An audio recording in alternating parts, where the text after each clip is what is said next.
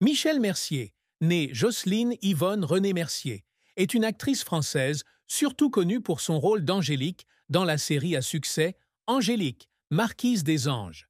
Née le 1er janvier 1939 à Nice, elle a vécu une vie haute en couleurs, mais aussi tragique.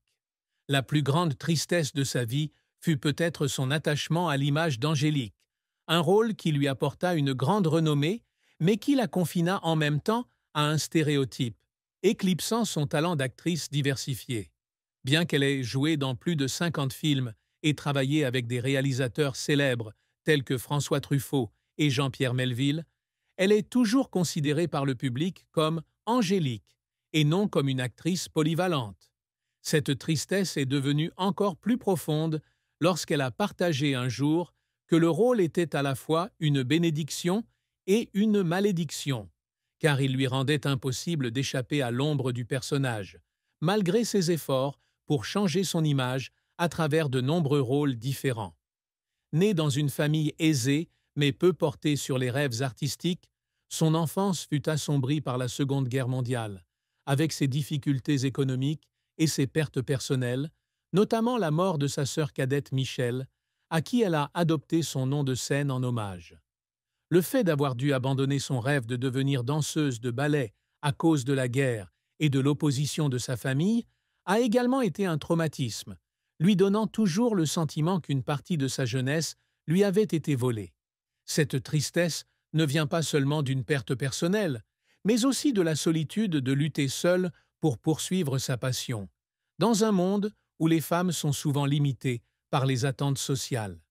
Les rejets, les critiques acerbes et la pression pour maintenir une beauté parfaite afin de correspondre à l'image d'Angélique l'ont à plusieurs reprises poussée dans un état de désespoir, ayant le sentiment de ne jamais être vraiment reconnue pour son talent, mais seulement pour son apparence ou pour un seul rôle. La carrière de Michèle Mercier est un long parcours jalonné de sommets brillants, mais aussi d'échecs déchirants. Dès son plus jeune âge, elle se passionne pour la danse et est une danseuse prometteuse, intégrant à 17 ans la compagnie de ballet de Roland Petit à Paris. Cependant, la guerre et l'opposition familiale la forcent à abandonner ce rêve et à se tourner vers le théâtre. Son premier rôle fut dans le film Retour de Manivelle, 1957, où elle apparut sous le nom de scène Michèle, un nom rappelant sa sœur décédée et l'actrice Michèle Morgan qu'elle admirait.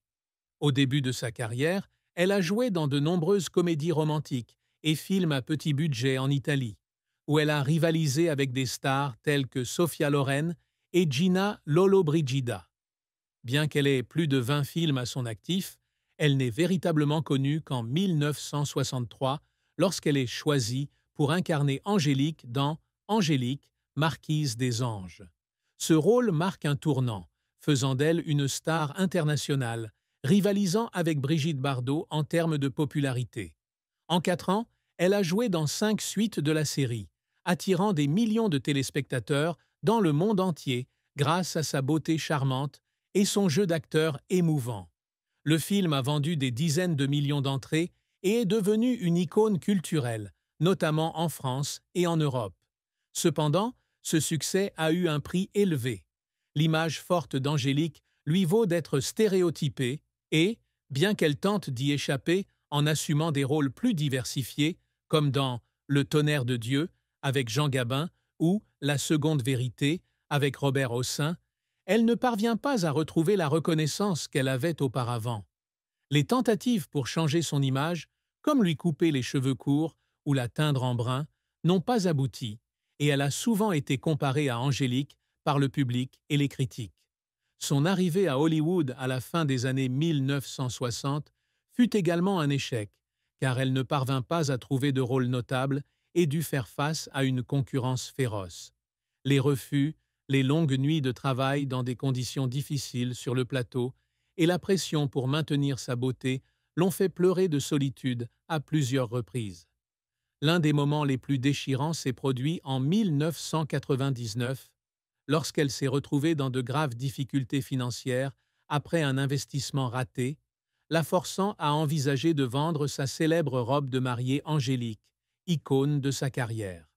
elle a néanmoins persévéré, revenant avec le film La Rumbera, 1998, après 14 ans d'absence et continuant à apparaître dans de petits projets, prouvant que sa passion pour l'art n'est jamais morte. Ses larmes ne venaient pas seulement de l'échec, mais aussi de son dévouement sans faille, de l'apprentissage des langues étrangères pour jouer dans des films en Italie, aux préjugés persistants sur sa beauté et son talent. La triste fin de la vie de Michel Mercier fut le déclin progressif de sa carrière après son apogée avec Angélique. À la fin des années 1960, alors que son nom était devenu synonyme d'un seul personnage, elle décida de quitter la France pour chercher de nouvelles opportunités aux États-Unis, espérant échapper à l'ombre d'Angélique et s'établir comme une actrice polyvalente. Cependant, Hollywood ne l'a pas accueillie comme elle l'espérait. Ses projets américains, comme You Can't Win 'Em All, 1970, avec Charles Bronson et Tony Curtis, n'ont pas rencontré le succès escompté et on ne lui a souvent attribué que des rôles secondaires ou sans intérêt. Cet échec a non seulement été un choc professionnel, mais lui a également laissé un sentiment d'isolement dans un environnement inconnu où elle a dû faire face à des barrières linguistiques et culturelles. Son retour en Europe n'apporte pas non plus beaucoup d'espoir, car les réalisateurs et les producteurs souhaitent toujours qu'elle recrée l'image d'Angélique.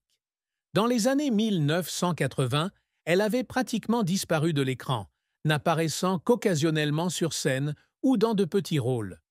Le moment où elle a publiquement admis ses difficultés financières en 1999, lorsqu'elle a dû vendre ses précieux souvenirs, a témoigné de la triste fin d'une carrière autrefois brillante.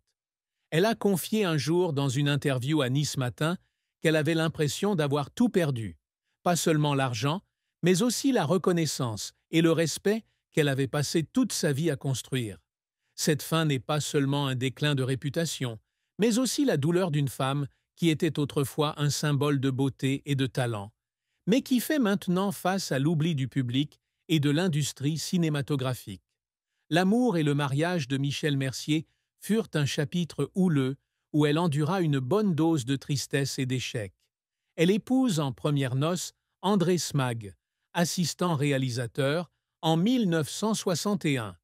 Le mariage dure 6 ans, mais se termine par un divorce en 1967, alors qu'elle est au sommet de sa carrière avec Angélique. Bien que peu de détails aient été rendus publics sur les raisons de leur séparation, elle a laissé entendre que les pressions professionnelles et les différences d'ambition les ont éloignés. Son second mariage avec Claude Bourillot, célèbre pilote de course, débuta en 1968 et dura jusqu'en 1976. Ce fut une période dramatique de sa vie, car Bourillot tomba progressivement dans l'alcoolisme, provoquant beaucoup de tensions dans la relation. Le comble de son chagrin fut lorsqu'elle découvrit que Bourillot avait disparu avec ses précieux bijoux, la laissant en difficulté financière et le cœur brisé. L'incident n'était pas seulement une trahison personnelle, mais l'a également placée au centre de l'attention médiatique, approfondissant son sentiment de blessure. Outre ces 2 mariages, Michel Mercier a également connu de nombreuses histoires d'amour tragiques. Une histoire célèbre est celle d'une relation avec un chat qui la courtisait avec des diamants et des fleurs, mais qui essayait ensuite de la forcer, la laissant confrontée à la peur et à l'humiliation. Une autre liaison avec un prince italien, connu sous le nom de Prince N, s'est également terminée par un chagrin lorsqu'il a refusé de l'épouser après des années de poursuites, la laissant avec le sentiment d'avoir été trompée. Elle a un jour confié avec franchise « Les hommes ont ruiné ma vie. Je veux le véritable amour, mais ils ne veulent que des choses prévisibles. » La tristesse en amour ne vient pas seulement de la trahison, mais aussi du sentiment que, bien qu'elle soit une icône de beauté, elle ne peut pas trouver un homme qui l'apprécie vraiment pour ce qu'elle est. Bien qu'elle n'ait pas eu d'enfant, elle a toujours exprimé son amour pour sa famille et ses amis, mais les cicatrices émotionnelles l'ont rendue plus forte et aussi plus sensible aux blessures des autres. Une autre fin triste dans la vie de Michel Mercier fut ces dernières années, alors qu'elle était confrontée à la solitude et aux problèmes de santé. Bien qu'elle conserve encore à 86 ans sa beauté élégante et son esprit optimiste, elle a un jour confié qu'assister au décès de proches collègues tels que Jean Gabin ou Charles Aznavour lui faisait profondément ressentir la fragilité de la vie.